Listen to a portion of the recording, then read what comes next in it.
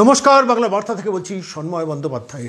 থেকে শিখে নরেন্দ্র মোদী কি শেষ পর্যন্ত মমতার ব্যাপারে লাইনটা একটু শিফট করলেন, একটু চেঞ্জ করলেন, অর্থাৎ হিট অ্যান্ড রান, অর্থাৎ দৌড় করাও, অসভ্যতার বিরুদ্ধে বারবার বারবার বারবার দিল্লি আপোষ করেছে, এটা বাস্তব কথা।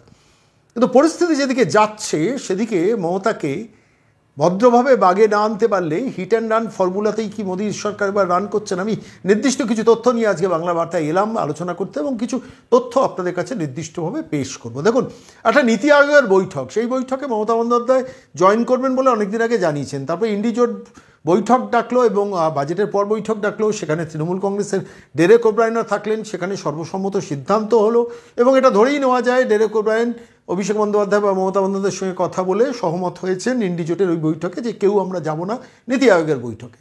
তারপর আমরা কি দেখলাম, সংসদ চলাকালীন অভিষেক কলকাতায় ফিরে এলেন, পিসিমণিকে বুঝিয়ে রাজি করালেন যে যাওয়াটা দরকার, গিয়ে ওখানে একটা নাটক টাটক করা দরকার, সর্বভারতীয় মিডিয়ার একটা ফুটেজ খাওয়া দরকার, এবং সেই অনুযায়ী তিনি গেলেন এবং নীতি আয়োগের বৈঠকে গেলেন। বৈঠকের পর যে ঘটনাগুলো ঘটলো সেটা নিয়ে আমি নির্দিষ্ট কিছু তথ্য আপনাদের কাছে এই মুহূর্তে পেশ করব। যেটা নিয়ে চর্চা হয়েছে, আলোচনা হয়েছে, সবটা হয়তো চর্চা হয়নি। যেগুলো চর্চা হয়নি সেই তথ্যগুলো আপনাদেরও বাংলা বার্তা দর্শকদের জানা দরকার।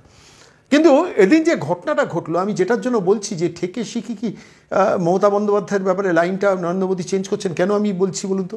যে দেখো, নীতি আয়োগের বৈঠক থেকে বেরিয়ে এসে মমতা বন্দ্যোপাধ্যায় যা করেন, দিল্লির সাংবাদিকরা এখন বলেন ফুটেজ চিফ মিনিস্টার, বাংলার মানুষ তাকে ফুটেজ পিসি বলেন, যাই হোক সেটা তো অন্য কথা। কিন্তু বেরিয়ে এসে যা স্ক্রিপ্ট তৈরি করা, স্ক্রিপ্ট আমাকে বলতে দেওয়া হয়নি, আমাকে অসম্মান করা হয়েছে, আমাকে থামিয়ে দেওয়া হয়েছে, আমাকে বারবার বেল টিপে ব্যস্ত করা হয়েছে, তারপর আমি বললাম যা বলেছি, এরপর আমি আর বলবো না, আমি চলে যাচ্ছি, এইটা করে বেরিয়ে আসার পর এবং মানে এটা সংবাদ মাধ্যমের সামনে বলার পর এবার বাংলার হ্যাংলা সংবাদ মাধ্যম কিছু তো আছে, তারা এটাকে ইন্টারপ্রেট করলেন, দেখো আমাদের মুখ্যমন্ত্রী কীরকম প্রতিবাদী চরিত্র, প্রতিবাদী ক্যারেক্টার, এবং ওই বিভিন্ন টক শোতে বসে তৃণমূল কংগ্রেসপন্থী কিছু ইন্টেলেকচুয়াল, কিছু বুদ্ধিজীবী এবং কিছু সাংবাদিক তারা বলতে শুরু করলেন মমতা বন্দ্যোপাধ্যায় তার প্রতিবাদী সত্তা জারি রেখেছে। যখন এইসব হচ্ছে তখন দিল্লি কিন্তু বাউন্স ব্যাক করলো। আপনি একটু ভালো করে খেয়াল করে দেখুন, প্রথমে নির্মলা সীতারমণ কেন্দ্রীয় অর্থমন্ত্রী মমতা বন্দ্যোপাধ্যায়ের এই বক্তব্যকে অসত্য বললেন, একদম প্রকাশ্যে। একজন কেন্দ্রীয় অর্থমন্ত্রী যখন প্রকাশ্যে সারা ভারতবর্ষের মিডিয়ার সামনে এ রাজ্যের মুখ্যমন্ত্রীকে বলেন অসত্য ভাষণ বলছেন, মিথ্যে কথা বলছেন, তখন ভাবতে হয় যে নির্মলা সীতারমণকে নিশ্চয়ই কেন্দ্রীয় স্তরের সর্বোচ্চ স্তরের নেতৃত্ব নরেন্দ্র মোদী, অমিত শাহ বলেছেন যে brief the media what she has done inside the নীতি আয়োগ মিটিং, এবং আপনি তার একটা কাউন্টার করে দিন, সেটা তো হলে থেমে যেত। তারপর আমরা কি দেখলাম, প্রেস ইনফরমেশন ব্যুরো পিআইবি, নীতি আয়োগের বৈঠকে নীতি আয়োগের যিনি মানে মূল পার্সন, আহ্বায়ক বা সেক্রেটারি, তিনি একটা প্রেস কনফারেন্স করলেন এবং সেখানে দর্থহীন ভাষায় মমতা বন্দ্যোপাধ্যায় কী করেছেন ভেতরে সমস্তটা খুল্লা বলে দিলেন।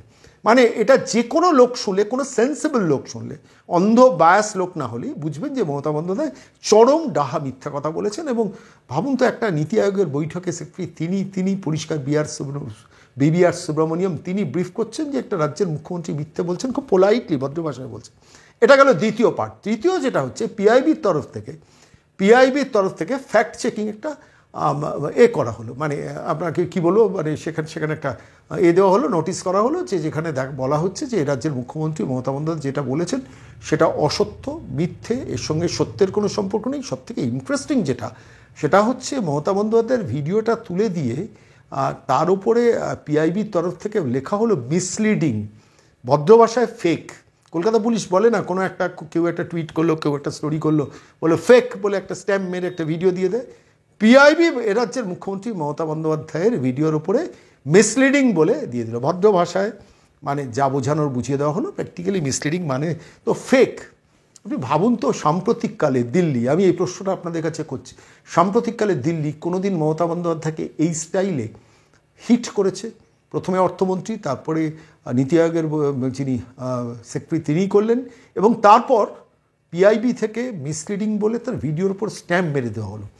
মমতা বন্দ্যোপাধ্যায় দ্রুত কলকাতায় ফিরে এলেন শুধু না, ওই সাংবাদিকদের সামনে এলোমেলো কিছু কথা বলে প্র্যাকটিক্যালি পালিয়ে গেলেন, মানে দিল্লি থেকে পালিয়ে এলেন।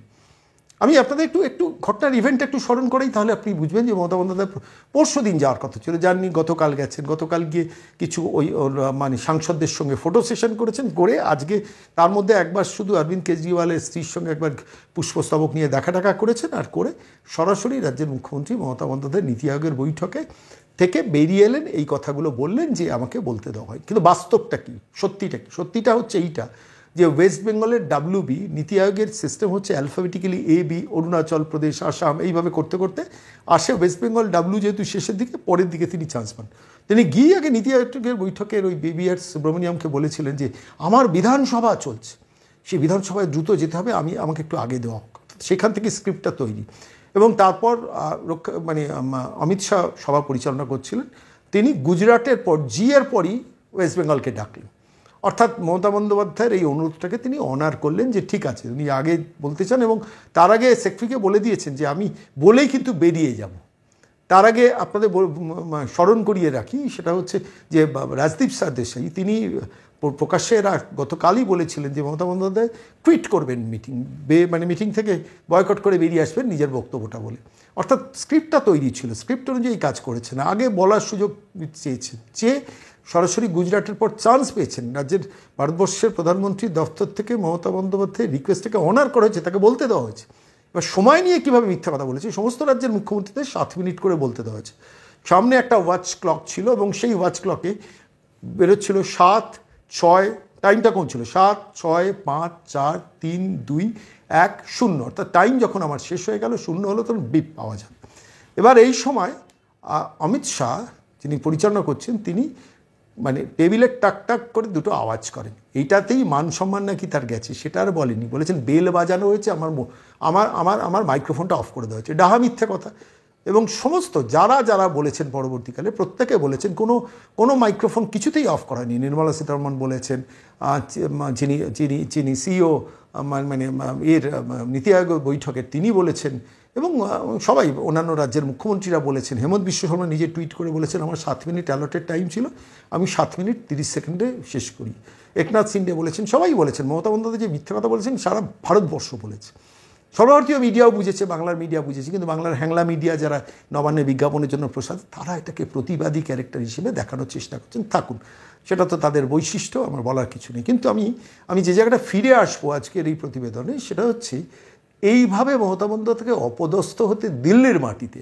একদিকে দেখুন, ইন্ডিজোটের কারুর সঙ্গে সম্পর্ক রাখেননি, জোটের গৃহীত সিদ্ধান্তকে বয়কট করে তিনি মিটিংয়ে গেছেন, গিয়ে আবার বেইজ্জত হয়েছেন, বেরিয়ে নিজের কার্যকারণে বেইজ্জত হয়েছেন। যদি বলতেই পারতেন যে আমার অন্যের কথা শোনার ধৈর্য নেই, সময় নেই, আমি বেরিয়ে এসেছি, বলতে পারতেন। আমার সময় বেল বাজানো হয়েছে, ফোন মাইক্রোফোন পর্যন্ত অফ করা হয়েছে, যেটা সর্বৈব মিথ্যে কথা।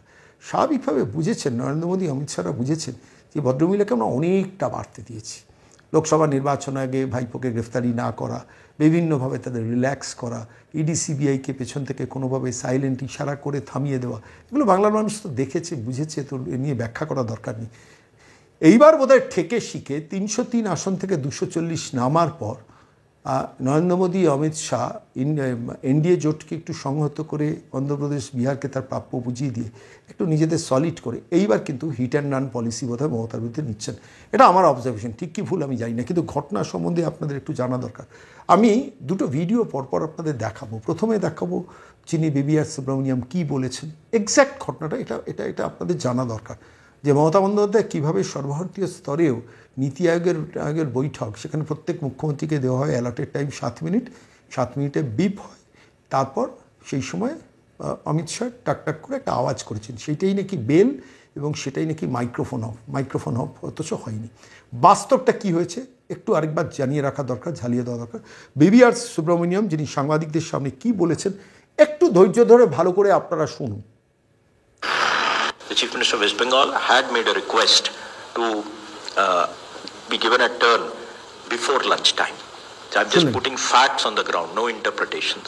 It was a very clear request from their side, because normally we would have gone alphabetically. So it begins with Andhra Pradesh, then Arunachal Pradesh, and then it goes on further down. Because West Bengal would be W, which would certainly come post-lunch session. They wanted a request. It was in writing, and we actually adjusted, and the Raksha Mantri actually called her in just before Gujarat. So she made her statement every chief minister is allotted 7 minutes, and there's just a clock on top of the screen which tells you the time that is remaining. So it goes from 7 to 6 to 5 to 4 to 3. At the end of that, it shows 0, nothing else. Nothing else has happened other than that.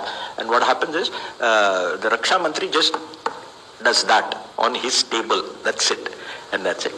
And then she said that, look, I would have liked to speak for more time, but I'll not speak anymore. That was it. There was nothing more. We all heard.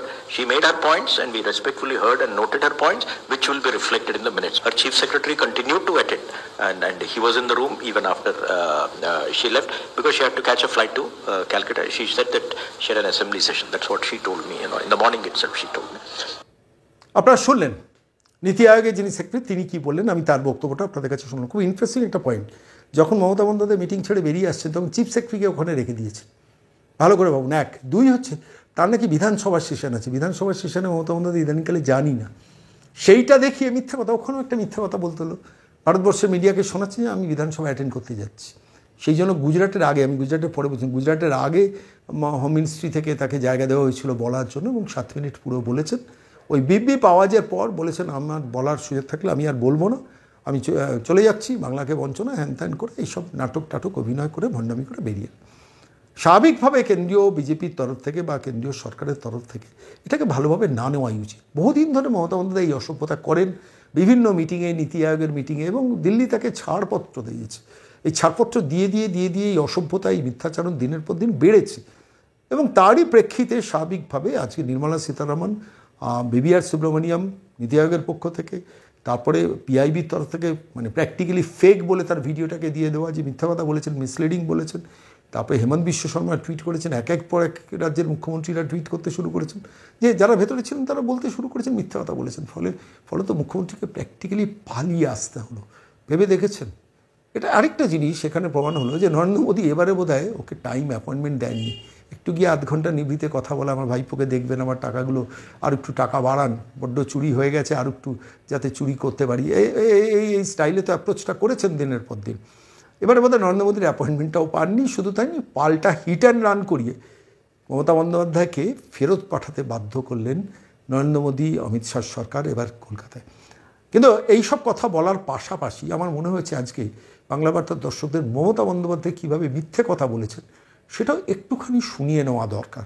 আপনারা শুনেছেন বিবিআর সুব্রমণিয়াম কী বলেছেন, আমি নির্মলা সীতারামনের বক্তব্য শোনালাম না, তিনিও এই একই ভাষায় বলেছেন, ওই নীতি আয়োগের বৈঠকে তিনি ছিলেন। কিন্তু এইখানে দাঁড়িয়ে, এই স্তরে দাঁড়িয়ে মমতা বন্দ্যোপাধ্যায় কী বলেছেন, কীভাবে মিথ্যা কথা বলেছেন, যার জন্য হিট অ্যান্ড রান করে থেকে শিখে নরেন্দ্র মোদী বোধহয় এবারে তাকে পাল্টা কাউন্টারটা দিলেন, আমি সেইটা একটু আপনাদের কাছে এবার শোনাবো, যেখানে রাজ্যের মুখ্যমন্ত্রী কী বলছেন একটু ভালো করে শুনুন।